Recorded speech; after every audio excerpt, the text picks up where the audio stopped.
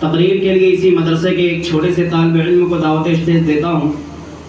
میری مراد محمد غلفام سلمہ سے ہے۔ موصوف تشریف لائے اور اپنی تقاریر سے ہم سامعین کو سماعت فرمائیں۔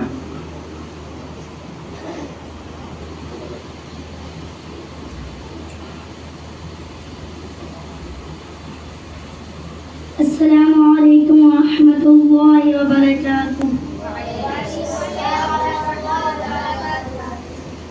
الحمد للہ وکفى وسلام علی عباده الذین اصطفى، اما بعد فقد قال النبی صلی اللہ علیہ وسلم: من تزوج امرأة لعزها لم يزد الله إلا ذلا، ومن تزوجها لمالها لم يزد الله إلا فقرا، إلى آخره، أو كما قال عليه الصلاة والسلام۔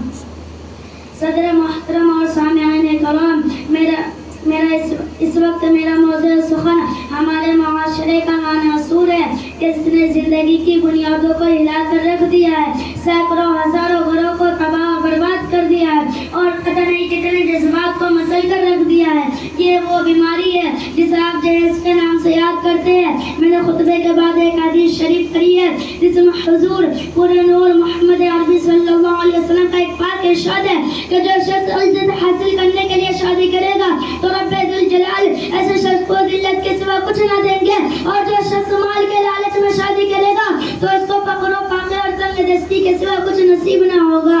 اسلام کے پاسبانوں، آج ہندوستان کے اندر اور خاص طور سے ہمارے معاشرے میں جہیز ایک ایسا عنصر بن گیا ہے کہ جو ابن ہتھیار سے زیادہ خطرناک اور مالی ثابت ہوتا جا رہا ہے۔ اس منوع جہیز کی بنیاد پر ہمارے ہندوستانی معاشرے میں روزمرہ اخبارات کی رونق اظہار بن کر یہ سرخیاں چھپتی ہے کہ بلا شوہر نے اپنے سسرال والے سے اسکوٹر نہ ملنے پر اپنی نئی نویلی دلہن کو جلا دیا، بلا شخص نے مزید جہیز کا مطالبہ پورا نہ کرنے پر اپنی بیوی کو موت کا گھاٹ اتار دیا۔ عجیب ماجرا ہے، حضرات دیکھیے، داماد مانگتا ہے خیرات دیکھیے۔ پیارے دوستو، اخبارات کی یہ سرخیاں ابھی غیر قومی کے بارے میں نظر آتی تھی، مگر افسوس و افسوس کہ رفتہ رفتہ ہمارے اسلامی معاشرے میں بھی یہ وبا پھیل چکی ہے۔ آج اخبارات کے اندر جہیز کے لیے کئی بیچنے والی، کئی فاطمہ، کئی رضیہ، کئی شبنم و فرزانہ اسلامی نام لوا سے یہ کہہ رہی ہے کہ کاش ہماری اسلامی شریعت کتاب اور واضح کے بجائے عمل میں آ جاتی۔ پیارے دوستو اور اسلام کے نوجوانوں، اور رب ذوالجلال کے جانب سے عطا کردہ وہ حسین تحفہ ہے کہ جس نے انسانی زندگی کو رونائی بخشی۔ اسی عورت کے دم سے نظاروں میں خوبصورتی پیدا ہوئی، اسی معصوم کریم نے حضرت آدم علیہ السلام کی زندگی سے خوف و وحشت کو دور کیا، مگر ان تمام باتوں کے باوجود ظلم و ستم کی تاریخ شاہد ہے کہ اس دارے پانی میں جتنے مظالم برپا ہوئے، ان میں سے زیادہ تر صرف نازکی پر کیے گئے۔ اس بے رحم سمجھنے عورت کو دل جس نظر سے دیکھا ہے وہ نہایت قابل مذمت ہے۔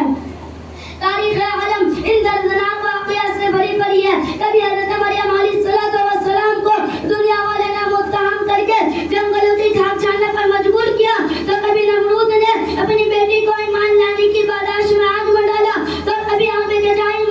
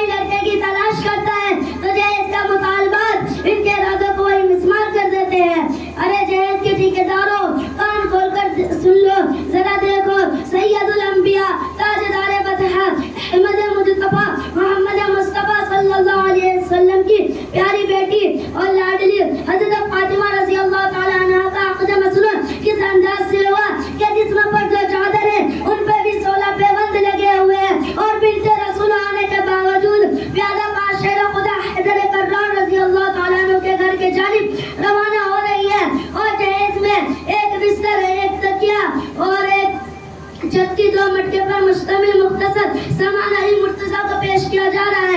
आज हम ये कहते हैं कि हमारा बेटा डॉक्टर है, हमारा बेटा इंजीनियर है, हमारा बेटा पायलट है, हमारा बेटा ग्रेजुएट है, हमारा बेटा टेलीफोन ऑपरेटर है, हमारा बेटा सऊदी अरब में रहता है, इसलिए जहेज में जहाज चाहिए। अरे औलाद पैदा करके जहेज के तमन्ना करने वालों, कान खोल कर सुन लो। और तुम्हारा बेटा डॉक्टर है तो हज़रत अली अमीरुल मोमिनीन थे, और तुम्हारा बेटा इंजीनियर है तो हज़रत अली मुजाहिद थे, और तुम्हारा बेटा पायलट है तो हज़रत अली खलीफा रसूल थे, और तुम्हारा बेटा टेलीफोन ऑपरेटर है तो हज़रत अली फातिह खैबर थे, और तुम्हारा बेटा पायलट है और तुम्हारा बेटा ग्रेजुएट है तो हज़रत अली असदुल्लाह थे, और तुम्हारा बेटा पेकरे सियासत है तो हज़रत अली पेकरे विलायत थे। हजरात, आइए हम सब मिलकर इस बात का याद करें कि इस जहेज जैसे मलऊन रस्म को मिटा कर दम लेंगे। ये संग गिरा जो हाइल है रस्ते से हटा कर दम लेंगे, कि ये संग गिरा जो हाइल है रस्ते से हटा कर दम लेंगे।